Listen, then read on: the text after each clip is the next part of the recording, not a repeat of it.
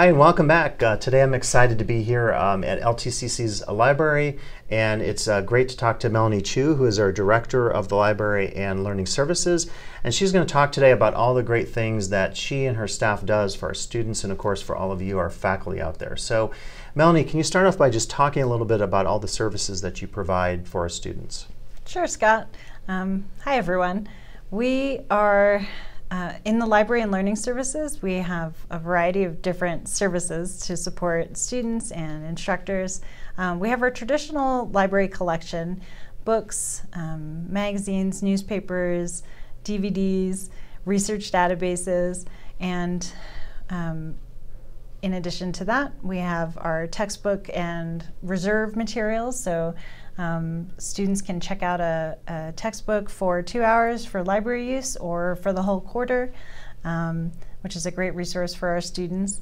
And along with the library collection and circulation, we offer research assistance, so working with students one-on-one and also in classes. I'm happy to come to your class or work with your online class to support students in their research. We won't do their research for them, but we'll get them started thinking of how to ask a good research question, how to narrow down a topic, finding scholarly sources, critically evaluating the sources that they're using for their papers and projects. In the library, we also have our tutoring centers, so Math Center, Writing Center, Subject Tutoring, and this fall we're piloting embedded tutors. Embedded tutors will be actually attending and supporting a particular class. We're targeting a few classes that have traditionally been challenging for students, and we are interested to see how that goes. I think it'll be a great resource. And our subject tutors are based on need. Typically they're in classes such as anatomy and physiology, statistics, classes where some additional support and supplemental instruction can really be helpful for students to get through the content or through some of the lab materials. So in addition to library services, tutoring services, we also have our proctoring center here in the library. That's where students can take a test for a class that maybe they missed for personal or family reasons, or if they're a student with the Disability Resource Center and need accommodations such as longer test taking times or reduced distractions. Our proctoring room is video monitored, and we're happy to have your tests, students take their tests here. We will check their ID and we'll follow the instructions that you implement in your own course. So if they're not allowed to have smartwatches, or if they are allowed to have open book or open notes, we'll follow your instructions to the T. So we do have our proctoring center in the library as well. Great. And one of the things that I've taught here, I think I'm going on my 22nd year here. I'm recording this in 2019, and just over time, I've noticed how much the library has changed, and I had a chance to see your presentation to our Board of Trustees just this last month here in 2019, and one of the things you emphasized was how the library was changing in terms of the space, in terms of computer uses, in terms of the stacks. Could you maybe speak to that and maybe help us predict a little bit how our jobs might change based on that transformation you're seeing here in the library? Sure, yeah. Libraries have been for the last, I'd say 15, 20 years or so, been shifting more to a library commons model, a learning commons. So we're doing away with some of that stereotypical traditional sense of a library where it's very silent and you get shushed for speaking out loud. Our library, to really support the tutoring side of the library and the collaborative learning that occurs with a librarian and a student, we need to have spaces that talking is okay and group activity is okay. So we're shifting the physical footprint of the library a bit, removing outdated desktop computers. We've got a lot of brand new Chromebooks that are available for checkout, and students from our local school district also have Chromebooks that they come equipped with. And this bring your own device or check out a device approach allows the space to be a little more multi-purpose, multifunctional. People can pull chairs together, or they can take their Chromebook and go to a group study room or find a quiet study carrel. We are also enclosing the reading room so that there's some truly quiet space for students who do need that for study and to work quietly as well. So we're providing a little more multifunctional space and trying to encompass the way students learn now. So I often see students will have one earbud in and they're working and they're talking with someone else, and there's more of that coffee shop approach where people do work well with some ambient noise, some background. It's a little more free-flowing, and a lot of great conversation and creativity can come in that sort of environment. So we're making some spaces for that, for the Learning Commons. How that'll affect instructors, I think it's just good to encourage students to use the library resources in all their different modalities. So yes, of course, we see a lot of students when they need their textbooks at the beginning of the quarter, and at the end of the quarter when they've got a paper and it's due by midnight or something like that. But encouraging students to use the resources that are available all quarter long to get help early and often. So for example, our writing tutors will meet one-on-one with students at any point during the writing process. So it might just be, I got my assignment, I need help interpreting what the instructor's asking of me, or I'm brainstorming, or I'm just coming up with an outline, to I've already finished the paper, I just need someone to help proofread and look at my citation style. So a student can come see a writing tutor throughout the quarter, and it's such a good resource. We also have online tutoring available through Canvas, and that's 24/7. Each tutor has a bachelor's in their subject area, and they've been trained with online tutoring methods. So it's not quite the same as our face-to-face tutors, but our face-to-face tutors are not available 24/7, 365 days a year. So the online tutoring under Help in Canvas, that students can look through the alphabetical list of subject areas that are offered and chat with a tutor live. They also have a writing center where you can upload a paper and get feedback. I think the response time is a day or so. So as long as it's not totally last minute. So I think the expectation of libraries is shifting. We want students to realize that we're here for them, to support them throughout their college career, and not just like right when a paper is due. Right. Yeah. Great. And one of the things that I know is so vital in this age of social media and fixed elections and all this, conversations about the influence of media on us, is this project that you're so involved in of information literacy. I wonder if you could speak to that a little bit. And my sense is, whether you're a face-to-face DE or ISP instructor, we could really benefit from that training and passing on that information literacy to our students. So could you talk about that a little bit today? Sure. So information literacy is one of our institutional learning outcomes, but it's also something that we need more than ever in today's society with social media, with this nonstop news cycle, and really anyone being able to kind of publish instantly and have material spread so rapidly. So information literacy is being able to articulate your information need, to find the appropriate resources, to evaluate the information that you're integrating into your paper, your project, or your life decisions, to really challenge the information that you see, whether it's scrolling through your phone or it's playing on a TV, or even in a scholarly article, looking for bias, looking for a representative, representation of perspectives, and well balanced and well researched sources. So I always encourage students to ask, like, where is this coming from, and who wrote it, and why or how is this being published or put out to the world?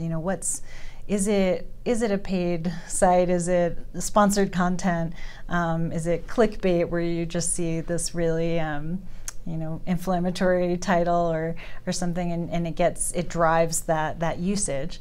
I encourage students to click on the About Us, the why, the mission of a company or an organization.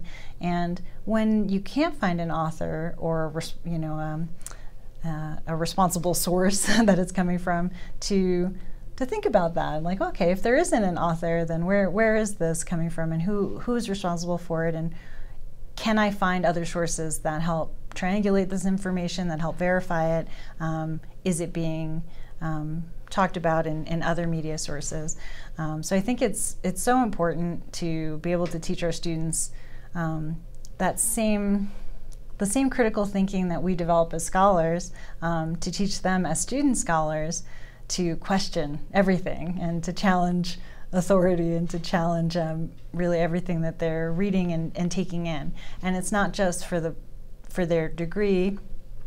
Those are the same lifelong skills that we want our students to graduate with, and we want our voters to be well informed. It's the basis for an informed citizenry, and it could be anything from researching how to take care of aging parents, or having a medical thing that you might need to.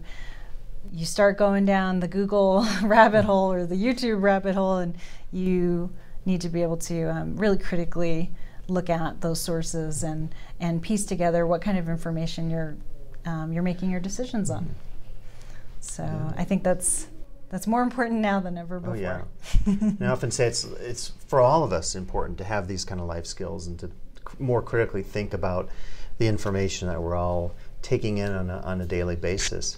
So we're meeting in your office today, but just around the corner here is our reserved textbook area, and I'm thinking back to a time where you asked a bunch of the faculty to come in and take a look at it. Remember, we had sticky notes. If I have a picture, I'll put it up on the screen now, but we had sticky notes indicating what we wanted to do with the reserve books, and it's just kind of a reminder to me as a faculty member about not just how information has changed, but just how I think in this more flexible world of a library, we're all having to adapt. And I'm wondering, as we continue to move in these new uncharted directions, what recommendations you have for faculty? Let's say I'm an art faculty or biology, and I want instructional materials or access to journals, and those journals are expensive. Have you dealt with any of these situations that you've had to have some creative and collaborative solutions to, perhaps? Yes, definitely.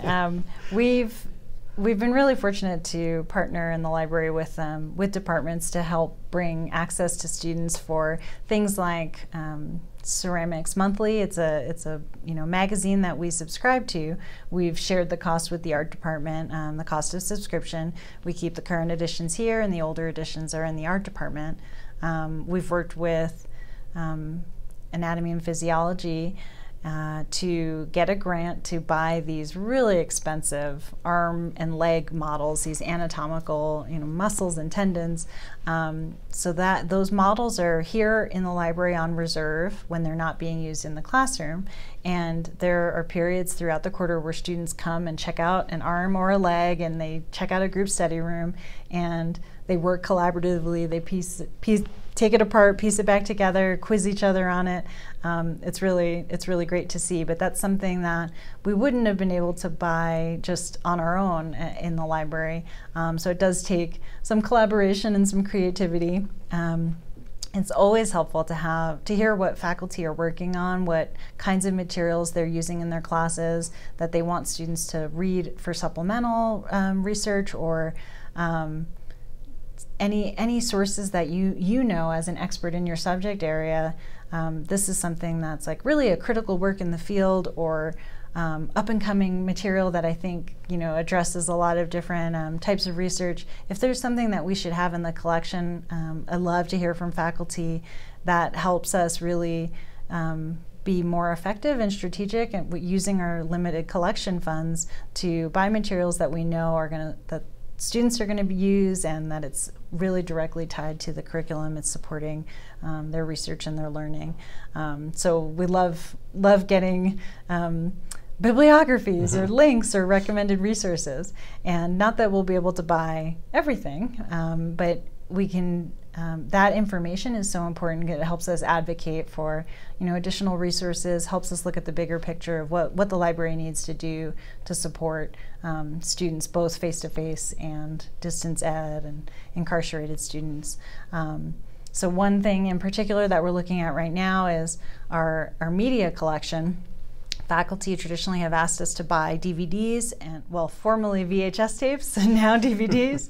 And those DVDs were used either for an instructor to show something in the classroom or to put on reserve and have students come use on their own time and watch on their own time.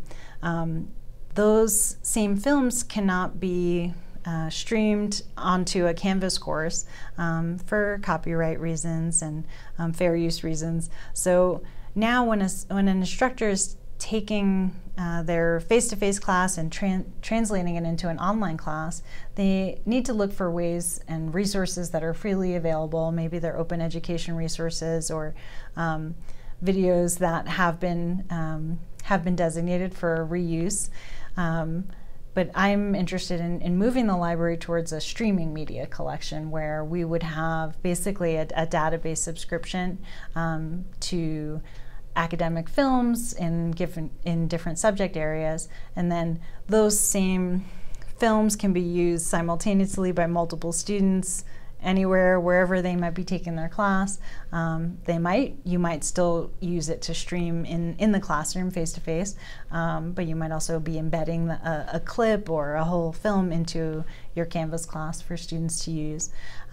So looking at those kinds of resources will shift what we're purchasing here for face-to-face traditional use, but we are meeting the needs of how our demographics are changing, how our students are changing. We have more online students, and it's important to have resources that can support them as well.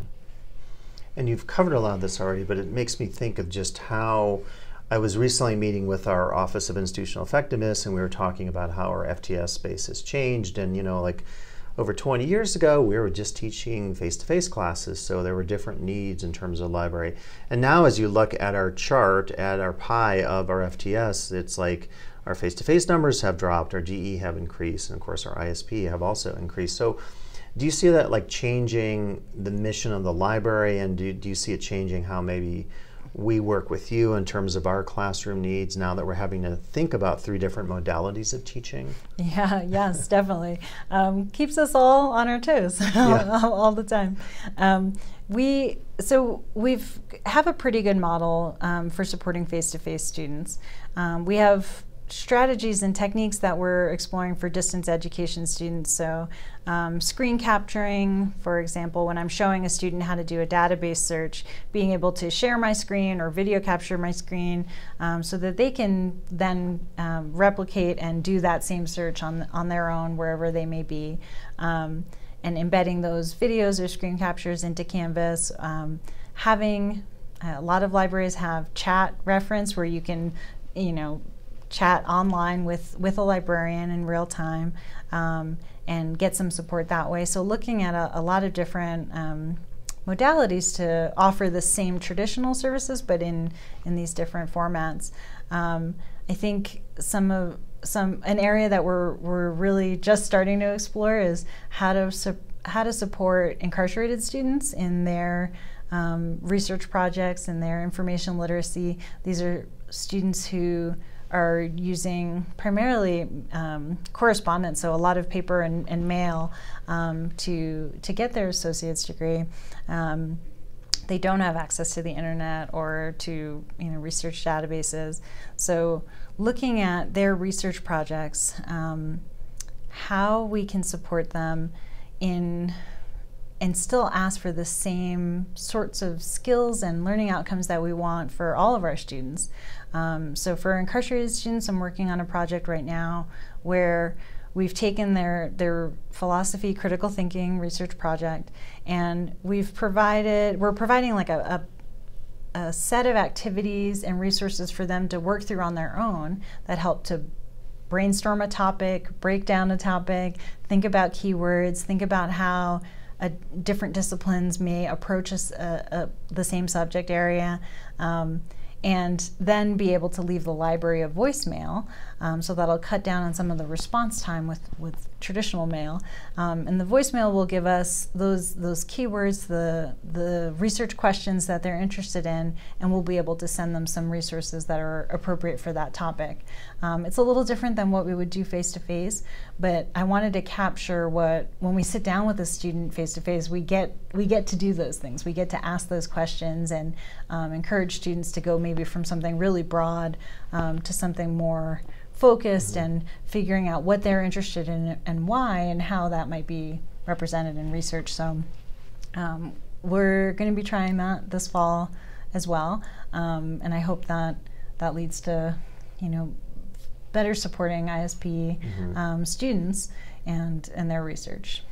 That's great. So another thing I think that comes up on my mind of how my job has changed, and probably how your job has changed over the last 20 years, is just how we use information in the classroom, and specifically textbooks. And I think you've done a lot, Larry Green's done a lot as well, with moving towards zero-cost textbooks or open educational resources. Could you talk about that and how that maybe fits in with more of this like social justice mission of the institution at LTCC? Absolutely. So textbooks are just insanely expensive, and the textbook prices increase 3 times the rate of inflation.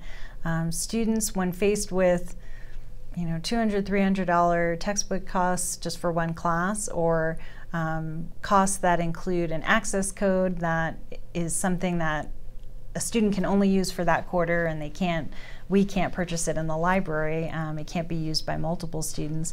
So when faced with those prices and that reality, students often just don't buy textbooks. So our circulation statistics show the heavy users of the library are using our textbooks that are on reserve and the textbooks that are available in the quarterly lending program.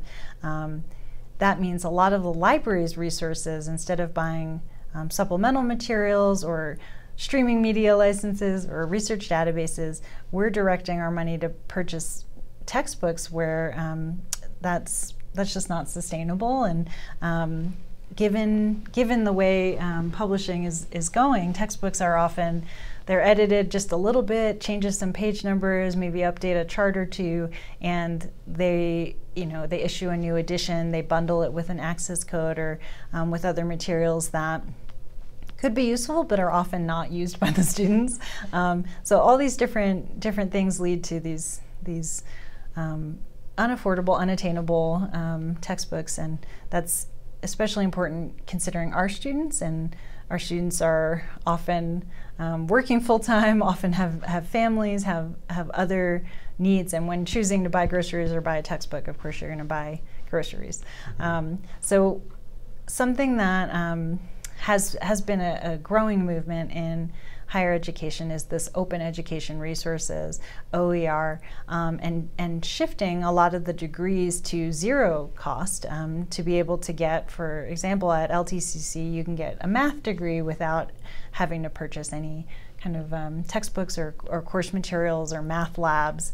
So that's a huge movement, and those materials, OER materials, are freely available. They're intended for reuse and for instructors to remix and repurpose.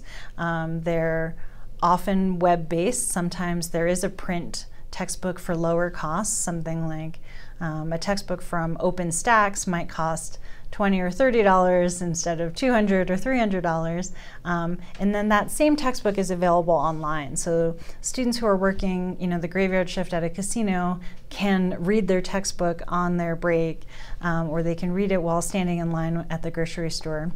And the open ed movement really supports both face-to-face and online distance education because those materials are so accessible, and students can use whatever device they have at whatever time they're ready and able to do their homework or their reading. So that's shifting. We're starting to see that as more and more classes go OER or zero cost. I know our ambassadors, when they're registering new students, they're saying, hey, did you know there's this golden ticket? The classes that are in this gold bar are free or really cheap, and that's exciting. Those are the sections that students are going to fill. Those are the ones in which they won't have additional barriers just to be able to access the required course materials. And then that frees up the library to shift our focus to materials that aren't required but are those supplemental research materials that we want students to be using.